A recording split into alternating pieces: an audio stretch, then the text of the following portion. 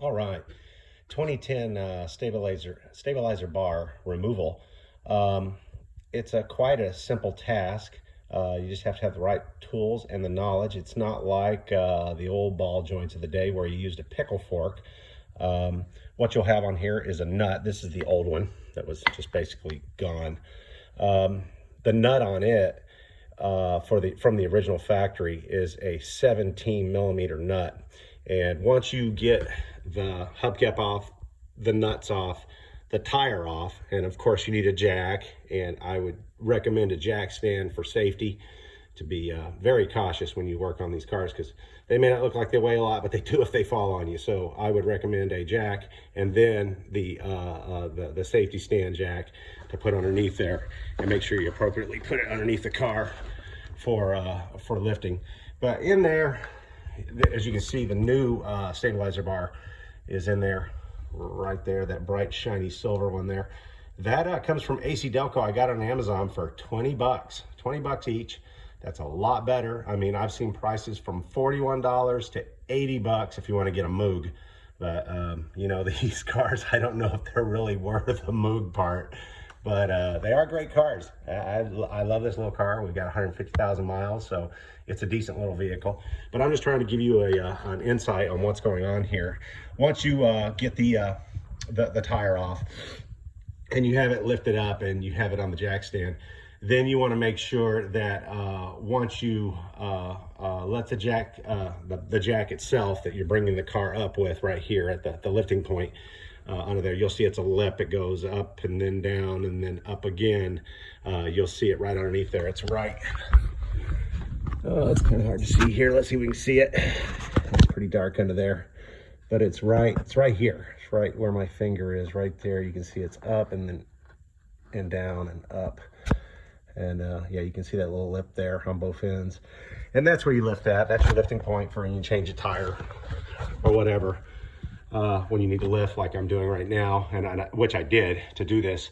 You'll lift it up, and then you're going to put the jack stand under that, and then you're going to put the pressure of the jack stand from the body of the car onto the jack stand underneath, and release the regular lift to the point where it's just barely holding the car. You still want a secondary, just in case something slips. You have a secondary holder because your hands are in there to be safe. So anyway, once you do that, you've got it up and you've got it on the jack stand. It'll put pressure on these bolts up here, the bolts there and the bolts behind there facing the opposite direction. And make sure you put this back in the way it came out. The bottom is bolt away. The top is bolt towards, right here, bolt towards you. Okay, and that's on this bar here. You can see it here, and it'll come off real easy with a 17 millimeter socket with the pressure of the wheel pulling on it, and they'll both come off real easy. Now after that, then you just lift with the jack, and this sucker becomes real loose, and you can just take it right off. Then you put the new one in. You may have to adjust the heads a little to get it in the hole there. And once you get it in the hole, then you'll put these locking nuts. These are locking nuts here, threaded locking nuts. And they are 19 millimeters. So like I said, the ones that come off are 17, but the new ones coming on this AC are 19 bolt size. And so you'll need that, and you'll have to thread them on, and then that's about as far as you can go, because these are different than the old days where you just put pressure on it and it would basically lock itself on as you kept wrenching on it over and over again till you get it on. Well, this is a totally different animal. It's a 6 millimeter in the middle.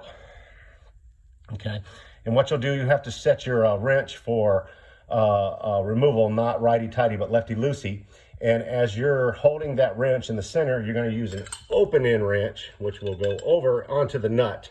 And you'll be wrenching the nut this way off and back on wrench. It's a little tedious.